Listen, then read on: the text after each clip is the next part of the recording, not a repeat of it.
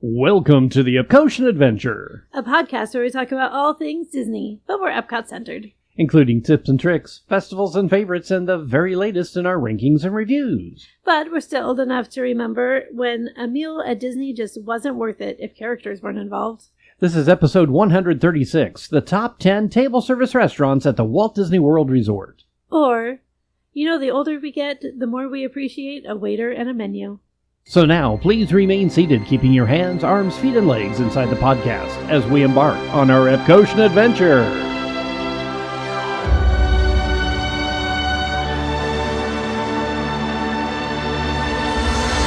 We call it Epcot.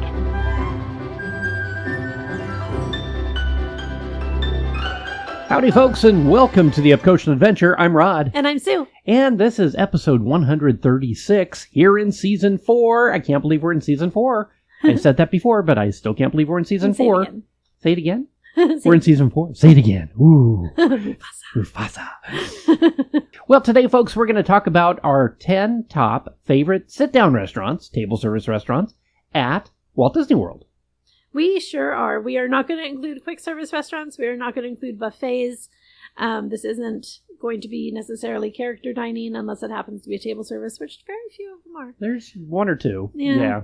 But I'm excited. We haven't really talked about our favorite restaurants for a long time. We talked about, we did this same idea way back in season 1, episode 11. 11. I know. We were still new back then. That was before Walt said we call it Epcot. In our opening. He had already actually Well, no, said that's that. true. No, we've been doing this a long time. Not quite that long. And then in episode 51, we took on the top table service restaurants at Epcot. But this is time for a redo. Yeah, I mean, there will be a little bit of crossover between the Epcot restaurants and all over the Walt Disney World Resort. Of course. And you've probably heard us talk about probably all of these restaurants at one time or another, but we didn't really rank them like this. Like a top 10 here in 2026 that include all those new restaurants that we've done over the last couple of years. I'm excited about this. Me too. This will be fun.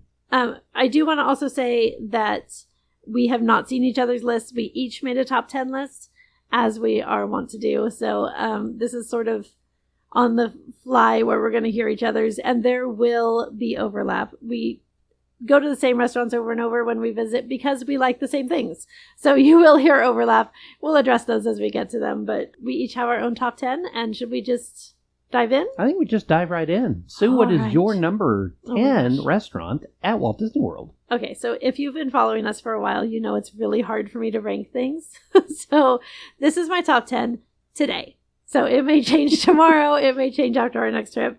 But today... It does change every time we get a good reservation, too, at Walt Disney World for a trip. So, okay. Well, and honestly, having a good waiter one time makes it shoot to the top because you have an excellent experience, and then you visit one of your favorites and it shoots to the bottom because you didn't have a great experience that one time. So it does change.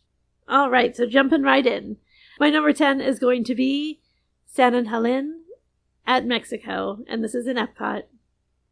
And you're looking at me funny. This is going to be easy because it's my number 10 as well. Oh my So gosh! let's just talk about it together. Now, when we did our Epcot episode number 51, this ranked number 1 of our Epcot choices, which I think is kind of interesting that it's number 1 at Epcot, but number 10 overall.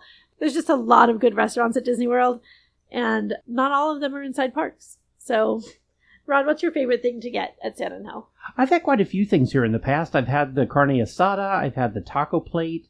I've had the pescado a la veracruzana. I've liked everything I've had there. Now, in the past, over the last couple of years, they've gotten much better. If we look back about 5 years or 10 years, it had a pretty mixed review from just about everybody because the food quality had kind of gone down a bit. It has come way back with a vengeance. The last couple times we've been to this restaurant, it has sealed its top spot in my list. However, we'll find out shortly if that holds true. Spoiler alert. What's your favorite, sis? I also really enjoy the Baja tacos de pescado. I love a fish taco, and the pescado a la veracruzana, which is the catch of the day with a corn and rice medley. cilantro lime vinaigrette made with capers, olives, bell peppers, Spanish onions, and tomatoes. And when you get those olives and capers in there, you get a really nice salty element that tends to just really highlight the flakiness of the fish. And I love that dish. I think it's really well balanced, really well put together. But my number one favorite thing on their menu is the queso fundido, which is on the appetizer menu. Cheese and meat. How can you go wrong? Cheese and meat. It's Monterey Jack and chorizo, poblano peppers, onions. It's served with flour tortillas. It is enough for your table to share as an appetizer for sure. And it is just delicious every time. So I highly recommend getting that. Even if you just go sit down and get that and then hop over to the Cava and get some margaritas, that's a day right there. Yeah, I think the favorite thing I've had there was the carne asada. It's that New York strip steak cooked in a chipotle butter. I discovered this in a trip a few years ago. Absolutely loved it. They serve it with cheese enchiladas, the corn, the esquites, the vegetables, and this was one of my favorite things that I had or have had at this restaurant. This is so good. It is a little dark in this restaurant. The tables are a little squishier next to each other, so it does usually get marked down a little bit for that, but it is right on the water with the fake volcano, and you're watching the ride vehicles from La Gran Fiesta Tour inside the Mexico Pavilion. I love the atmosphere, even if it is a little bit dark. Last time I went through, actually, it had brightened up a little bit, and the tables weren't quite as squishy, so I think they fixed some of that. One thing that probably came out of COVID was the tables being pushed apart a little bit. You know what? That's a good thought. So much better. And it's a little more accessible to people that have mobility problems this way. Yes. All right, Rod, that was your number 10 as well. So give us your number 9. My number 9 is over at Disney's Caribbean Beach Resort, and that's Sebastian's Bistro. This is an all-you-care-to-eat, family-style dining experience at the one place where they have a sit-down restaurant, I guess. This one was covered in a recent episode we did, and we talked a lot more about it, but just a quick up-to-date what they do. They give you those fantastic pull-apart rolls, and then what they call their spice necklace salad, which is a mixed green salad with pumpkin seeds, tropical fruit, and radish, and a key lime dressing. That key lime dressing I could drink with a straw. It was so good. It really, that salad is what made the whole meal for me. Then they bring you out what they call their Taste of the Caribbean, or Caribbean, I guess, Caribbean, tomato, and it has the chicken with the tamarind sauce. It has that slow-cooked mojo pork with the mango sambal sauce, chili rub beef with the roasted red pepper chimichurri, and a fish on the side. When we had this, the fish to me was a little dry. One of our cohorts that was with us loved it. So it's really a matter of taste. I love this, though, because it has the 4 different meats. You can choose from that, along with the veggies and the potatoes on the side. This one, to me, is a sleeper hit.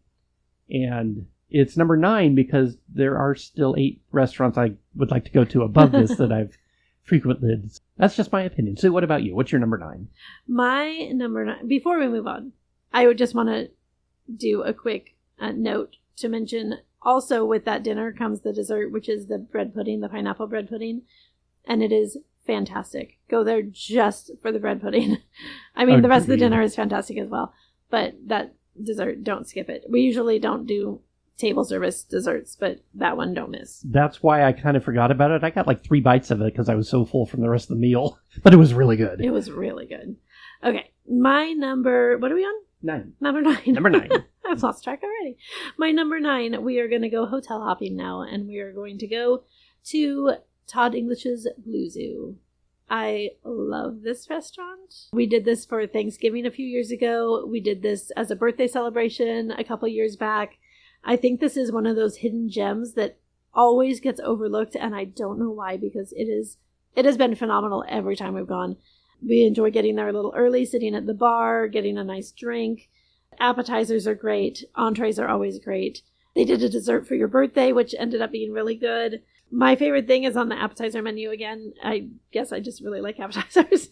But the crab nachos are incredible. That's black beans, guacamole, pico de gallo, chimichurri, and white cheddar. And of course, there's crabs and nachos. Oh, yeah. Those aren't really in the description. Hence the name, crab nachos. Yeah, these were fantastic. Yes, it's so good. They also have a Maine lobster poke bowl on the... That is on the appetizers menu. It is a full meal if you want to get that. It's also $53, so it's not a cheap place to go. This is somewhere that you can go to celebrate. He's known for the seafood elements there. He does those really, really well, but everything else on the menu is phenomenal as well. I think when we went, you got the Angus beef, which was served with roasted marble potatoes, field mushrooms, onion jam, and truffle porcini sauce. I did, and it was fabulous. I would recommend this to anybody who likes a good steak dinner. And, of course, there's one on the menu that's just called Simply Fish, and that is going to be fish of the day. They're going to have a couple of fresh caught selections for you. You're in Florida, it's going to be fresh caught, it's going to be delicious, and they do it really, really well. So it comes with a variety of sauces.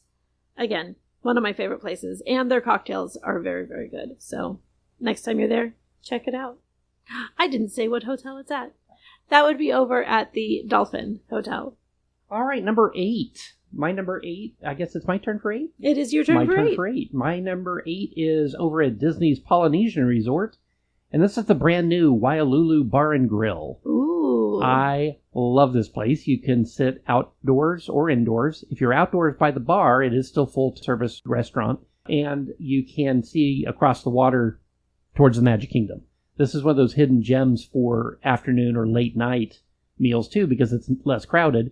And you have a fireworks view. Much like Ohana, you can see out across the water to Magic Kingdom.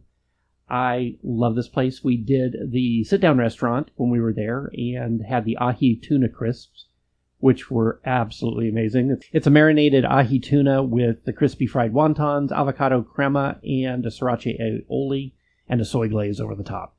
Again, this is on the starters menu, but it is enough to feed a couple people. If you do that and some drinks, you've got a full meal. I highly recommend trying literally anything on this menu. Their chicken wings are good. I'm dying to try the sticky pork ribs. Literally everything on this menu is on my I'm dying to try list. So right now we've only been there the one time, but it was so good it made number 8 on my list. All right, so what's your number 8? My number 8. First of all, well done on the Waialulu. I love that one. Well, thank you. And we covered that in our monorail crawl episode. If you want to hear us. Yeah, oh my gosh. Listen to that episode and go do it because it's so much fun. We had so much fun with that. So my number 8 is going to be over at Animal Kingdom Lodge, and it is going to be Jiko. This is a very, what do we call it, signature. This is a signature dining experience, which means it's going to be on the pricier end. It is very upscale in feel. It's one of those that you probably don't want to go to in park closed. You'll want to stop by the hotel and get just zhuzhed up a little bit before you head over. But it's worth it. Jiko means the cooking place. Again, my favorite thing on the menu is going to come off of their appetizers menu. I keep doing that. I didn't know that I had such a thing for that. But my favorite thing is the wild boar tenderloin. And it is served with creamy pap, tomato, shakalaka. I didn't know that was a real thing. And an herb smoked oil. This is one of those dishes that is just meaty and savory and satisfying. It's very tender. You've got great spices going on. Everything they have is spiced so well. They also have roasted sweet potato soup. I didn't even know I liked sweet potato soup the first time I tried this, and it turns out I did. So I definitely recommend that as well. That comes with pickled sweet peppers and sweet potato crisps. And off of the entree, definitely do either the Moroccan spiced lamb shank served with couscous is fantastic. And whatever their seasonal fish is always going to be really good. I have to agree with you, which is why it's my number 7 as Ooh, well. So well, that was a nice segue. Let's just continue right in there. I had the filet last time we were there, and have had also the lamb shank. You cannot go wrong with anything on this menu that I've seen. Now, one thing to note, I think I pointed this out the last time. If you get, it's on the entree menu, it's just called From the Oak Grill. And this is their filet mignon or the New York strip. It's served with a 4-cheese mac and cheese, which is worth the price of admission all on its own. That mac and cheese is delightful. However, if you order the enhancement, the Babodi mac and cheese, it is not the same dish. So it is also good, but it has spiced beef, almonds, raisins, red wine reduction. It's got all kinds of different things in it. It is not the 4-cheese mac and cheese that comes with the filet. So just note that if you're getting it on the side, make sure that you specify which one you want. Yeah, I want to point out that filet comes with a chocolate red wine demi-glaze. It's as good as it sounds, folks. And Jiku has the largest collection of South African wines. That's amazing to me. Well, that was my number 7, Sue. So what is your number 7? All right. My number 7 is also going to be at a resort hotel, and this is going to be over at Disney's Coronado Springs Resort. And we're going all the way upstairs to Toledo. We are big fans of this. I'm going to speak for both of us because we've been there multiple times. But I love the atmosphere in this restaurant. You have great views because you're up on the top floor. You have fireworks views if you time it right. The wait staff is always top notch. The food is always so good. I do want to recommend one of the starters in particular, the pan con tomate. This is going to be easily overlooked because it sounds very simple, and that's because it is very simple. It is crushed tomato, garlic, and olive oil on charred bread. That's all it is. It sounds like, oh, I could do that at home. Why would I order that in a restaurant? No. This is delicious. It is simple and delicious. It's garlicky and tomatoey, and you get the crunch from the bread, and just get this. It is so good. And it's only $12. It is well worth it. I cannot recommend that one enough. Also on their menu is a seasonal Spanish soup. My favorite is the roasted butternut squash with fresh herbs, chorizo, and it has crispy salted crackers that are made in-house. They are so good. Whatever the soup is, always recommend that. As far as entrees go, we've had a couple of these. My favorite one tends to be the Rioja braised chicken.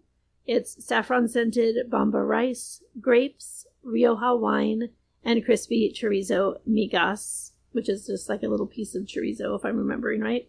But it was delicious. Rod, I think you got the filet of beef. I did. That's the one that comes with those truffle mushrooms and, oh my gosh, an olive oil potato puree.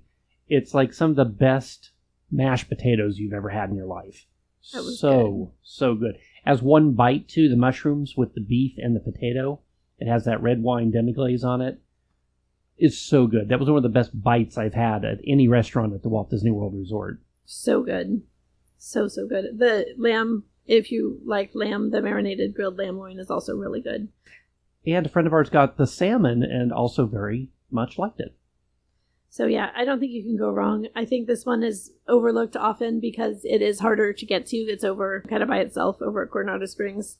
But if you are not staying there, it's worth the trip. Rod, what is your number 6? My number 6 is finally back at Epcot. So here's that spoiler.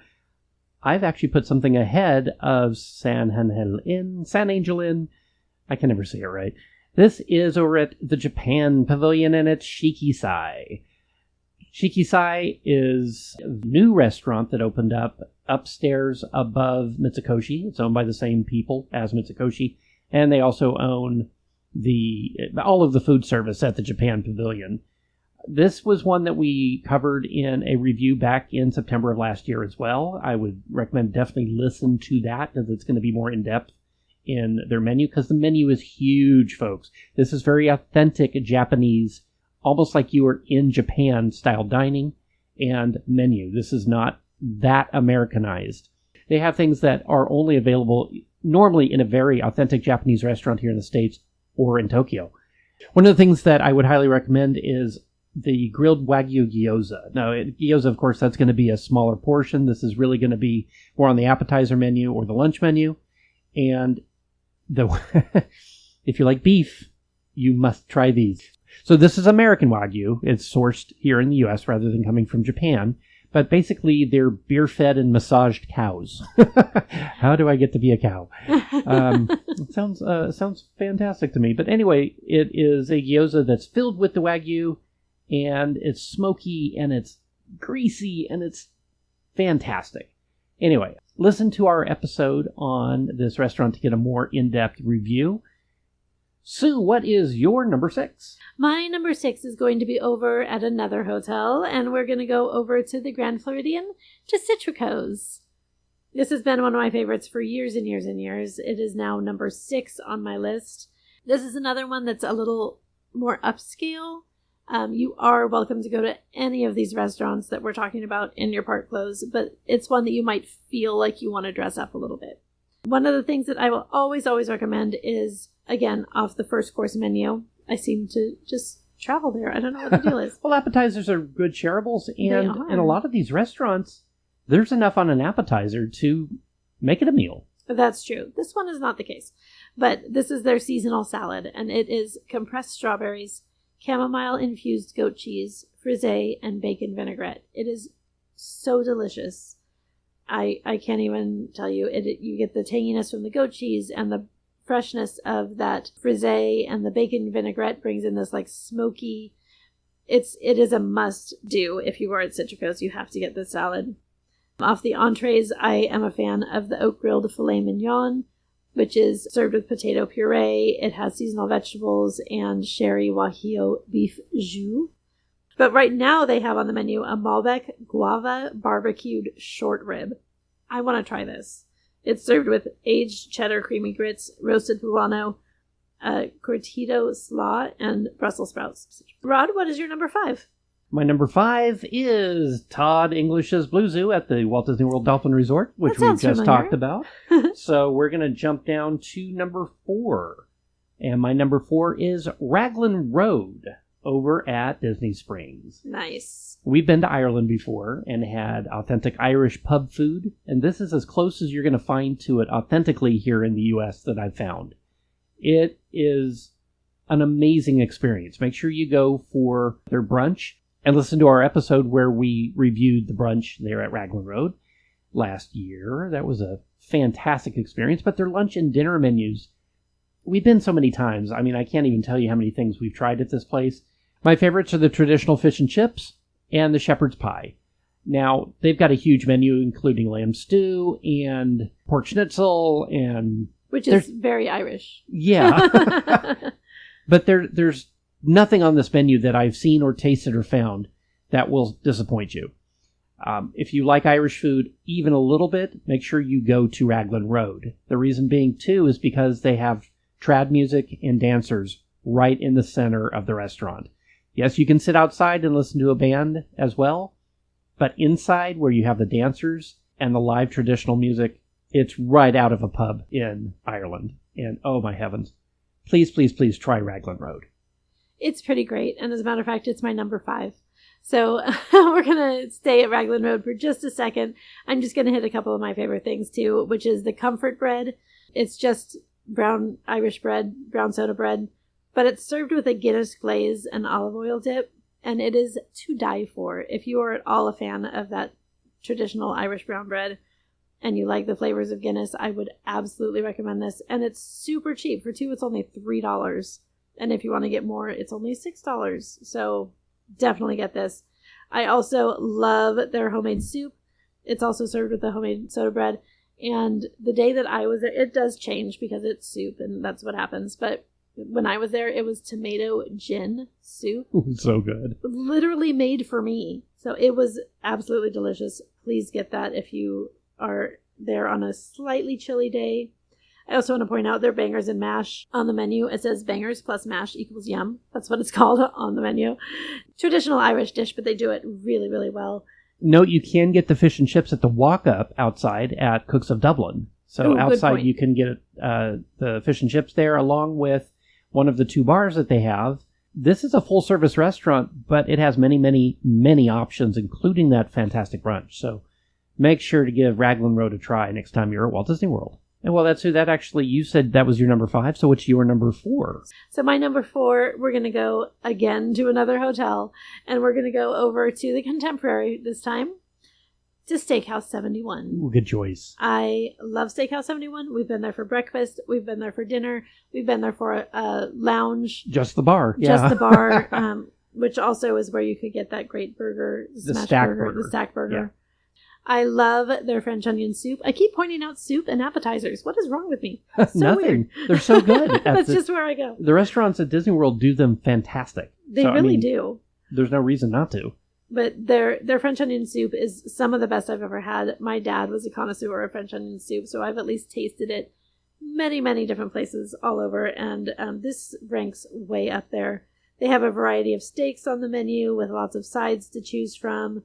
Their mac and cheese is particularly good if you are a fan of that. They also have like 5 or 6 different sauces you can choose to pair with your steaks. I particularly liked the béarnaise, but the au poivre was actually really good too if you like a peppercorn. I also got to try the pan-seared chicken, which was served with Yukon potatoes with bacon jam, sauteed green beans, carrots, and a pan sauce. And it was just so delightful. It was cooked really well. It was top-notch. The service was so good at all of the different times we've been there. So I keep this one. It almost made my top 3, but this was my number 4 spot. Well, in all of the pictures of the early years of Walt walking around the land, Steakhouse 71 harkens back to the original opening in 1971. So all of the decor and everything as far as the pictures you see on the walls are from that era. And I just love it. I love the whole vibe in there. And I love those pictures. Also, I mentioned breakfast, but I didn't say anything about it. So their breakfast is fantastic. Get their Eggs Benedict is a traditional Eggs Benedict, but it's done really well. But I actually recommend the Walt's Prime Rib Hash. That was so good. Oh, it's so good. That was so good. Also, seasonal pancakes. When we were there, it happened to be pumpkin. Oh my gosh. Light, fluffy, so pumpkin-y. You get those great autumnal flavors. Whatever the seasonal one is, I highly recommend getting that. And we have a full review of this in a previous episode, so go back and listen to that too. Starting to sound like a commercial for our previous episodes. Weird. Kind of is. All right. Number 3. We're on the podium. My number 3 is Morimoto Asia at Disney Springs. We've talked a lot about Morimoto over the years. This is one of those restaurants that has, I think, the most comfort food for me. I love Japanese food. I've tried quite a few things at Morimoto over the years. Some of the best things, again, are the Morimoto baby ribs. These things make me drool just thinking about them. They are seriously some of the best small ribs you've ever seen or had. They're on the lunch menu, they're on the dinner menu, and you can get them at the walk-up outside. I recommend doing it inside the restaurant, though, because they're going to be fresh. Yep. If you get them at the walk-up, we found that they can be just a little dry because they may have been sitting under a heat lamp for just a little bit. We've also tried the barbecue pork bao. I've tried many of the different sushis. We've gone in and just at the sushi bar upstairs before. It is one of the best sit-down, quieter experiences you're going to find at Disney Springs, but also at the Walt Disney World Resort. Highly, highly recommend Morimoto. Sue, what is your number 3?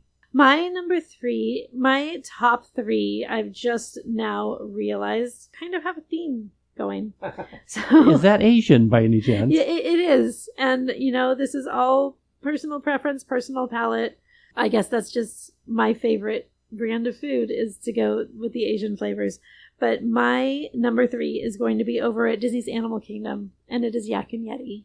And this is also my number 2, so that leads right into it. Let's talk about Yak and Yeti. Let's. This is one that is owned by the Landry Company, so if you have that card, you can always get a reservation, even if there are no reservations available. Go up, show them your Landry's card, and they will get you in. Priority seating, too. Priority seating. It's a really nice perk. Don't skip out on that. This is, they kind of are known for their small plates and shareables. There are entrees, there's soups and salads and noodles and rice bowls and sushi and things from the wok and things from the grill, and there's something for everyone. And it's all sort of Asian fusion. So if you're not a fan of those Asian flavors, there are still things you can get at this restaurant. And it is inside Disney's Animal Kingdom, so you do have to have admission to the park to go here. But it's so worth it. Unlike Rainforest Cafe, which is outside the park. And don't go there. Yeah, don't. But that's also Landry, which is weird. That is true. So, Rod, what's one of your favorite things on the menu? Well, we've tried everything on the shareables menu. The kimchi calamari, the lettuce cups, the ahi tuna nachos. That's my favorite. Goodness, that is the best. Korean fried chicken, and they also do a crab rangoon dip. We've tried all of those over the years. This is our go-to restaurant at Animal Kingdom. It's one of those things, we've gone to Animal Kingdom just to go to Yak and Yeti. So I don't have one favorite thing here. We've tried the lo mein, was really good. We've tried the Korean beef wok and the honey chicken, which you can also get outside at the walk-up. Get it? Because it's yeah. No, they have a walk-up window outside, too, that also has the honey chicken and the sweet and sour chicken. And egg rolls. You can get egg rolls outside, too. Good egg rolls, too, yeah. Goodness, I've had the barbecue ribs. I've had the Kobe beef burger.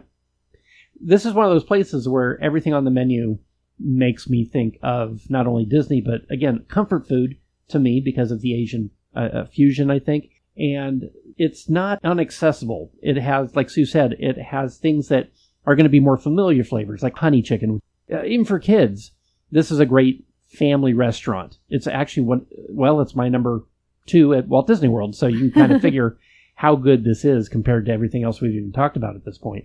Highly recommend getting reservations for this one because the reservations do fill up. You can walk up to the podium when they open around 11, or you can also do that on the My Disney Experience app, and you can do it through Landry's.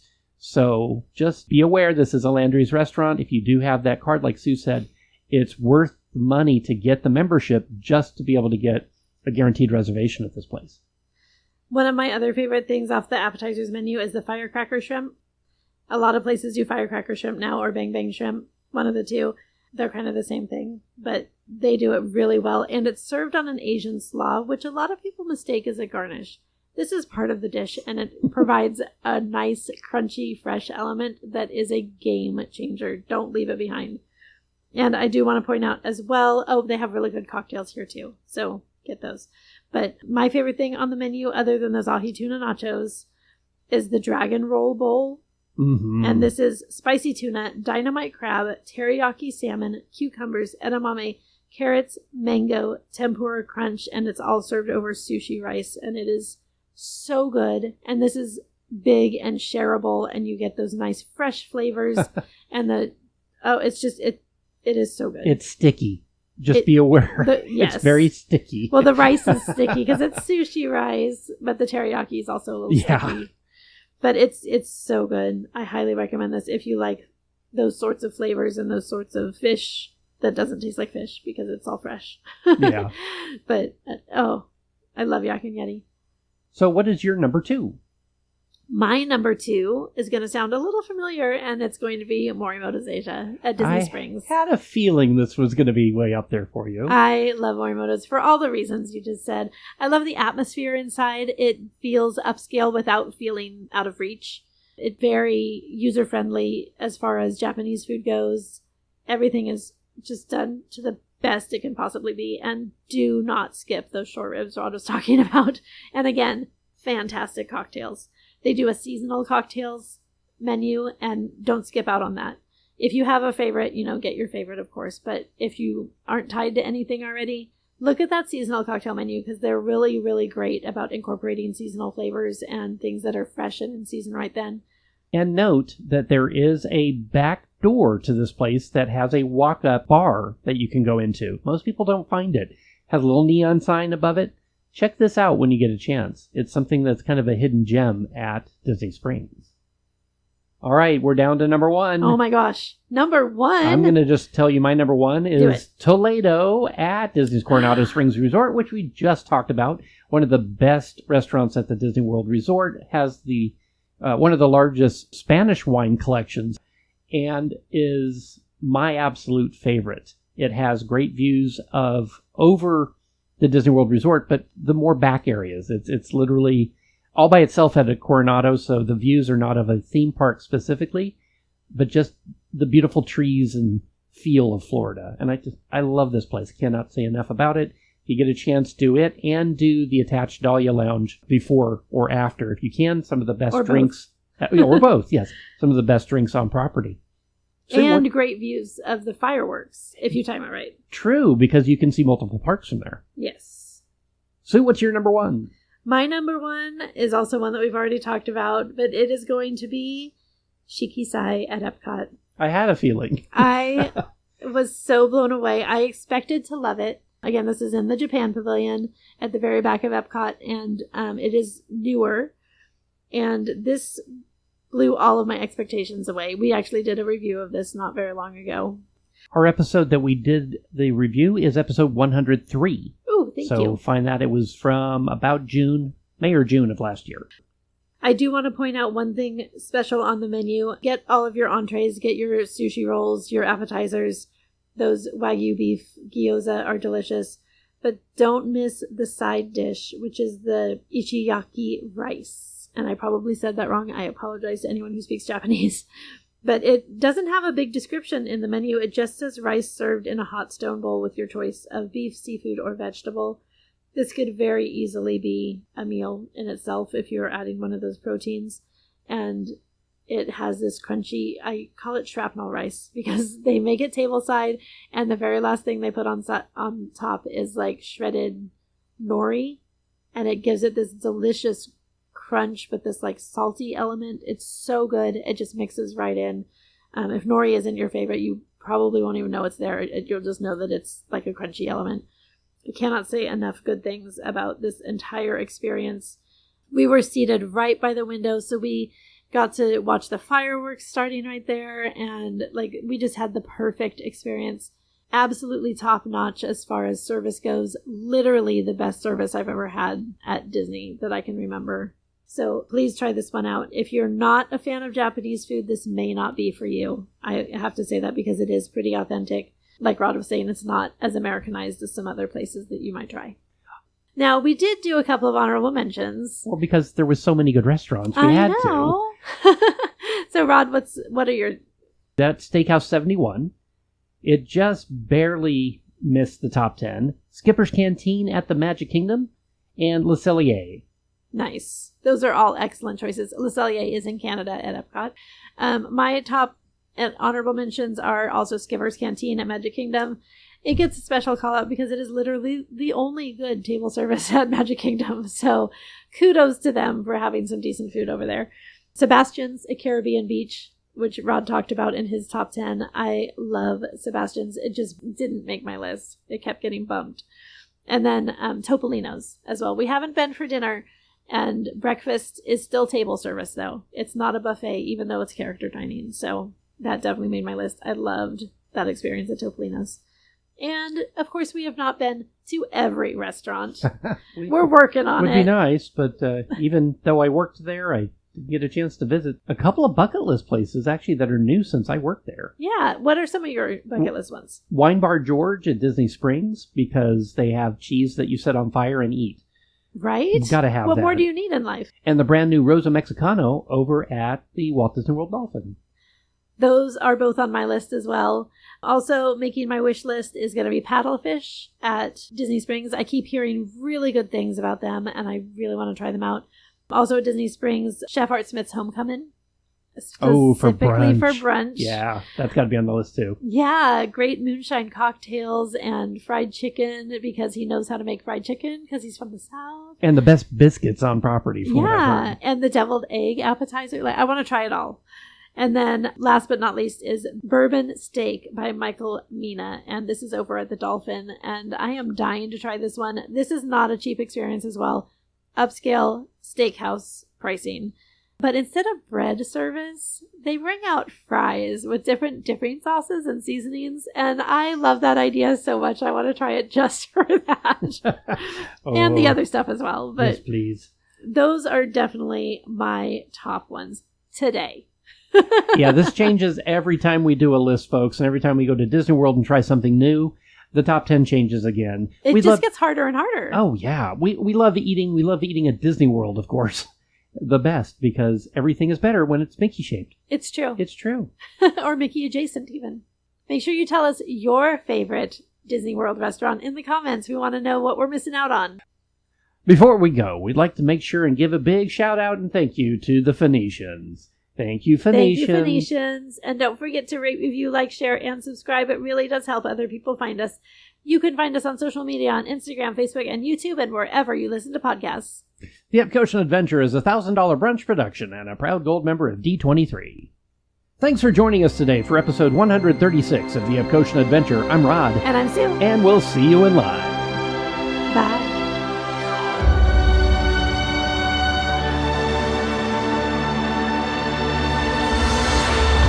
Thank the Phoenicians.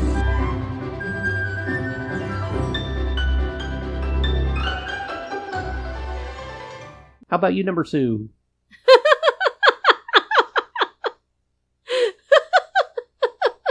I don't know, number Rod. What do you think?